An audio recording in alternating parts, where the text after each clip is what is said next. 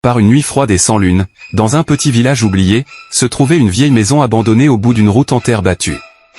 Cette maison, autrefois belle et vivante, n'était plus qu'une ombre effrayante. Les villageois racontaient qu'une famille y avait vécu des années auparavant. Le père, un homme austère et taciturne, avait été retrouvé mort dans des circonstances mystérieuses, une expression d'horreur figée sur son visage. La mère, dévastée, avait disparu sans laisser de traces, abandonnant leurs 2 enfants, Alice et Thomas. Depuis ce jour, plus personne ne s'approchait de la maison, de peur d'attirer la malédiction.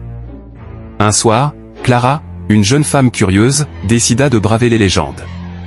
Elle avait toujours été fascinée par l'inconnu, et l'histoire de la famille disparue la hantait. Elle voulait comprendre, découvrir la vérité cachée derrière les rumeurs. Elle prit une lampe torche et se rendit à la vieille maison.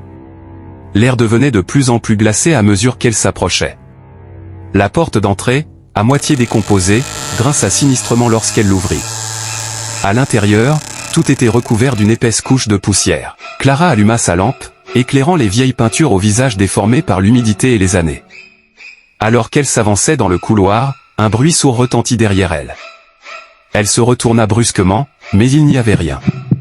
Son cœur battait plus fort, mais elle continua. Arrivée au sommet des escaliers, une voix faible résonna. « Clara !» Le sang de Clara se glaça. Elle n'avait parlé à personne de sa venue. Qui pouvait l'appeler par son prénom? Elle suivit la voix jusqu'à une pièce sombre au bout du couloir. La porte s'ouvrit lentement d'elle-même. À l'intérieur, une faible lueur dansait sur le sol.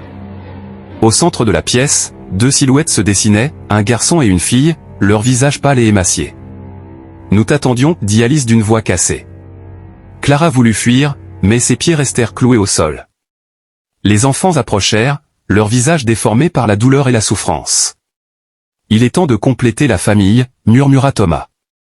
À ce moment-là, la lampe de Clara s'éteignit brusquement. Abonne-toi pour connaître la suite.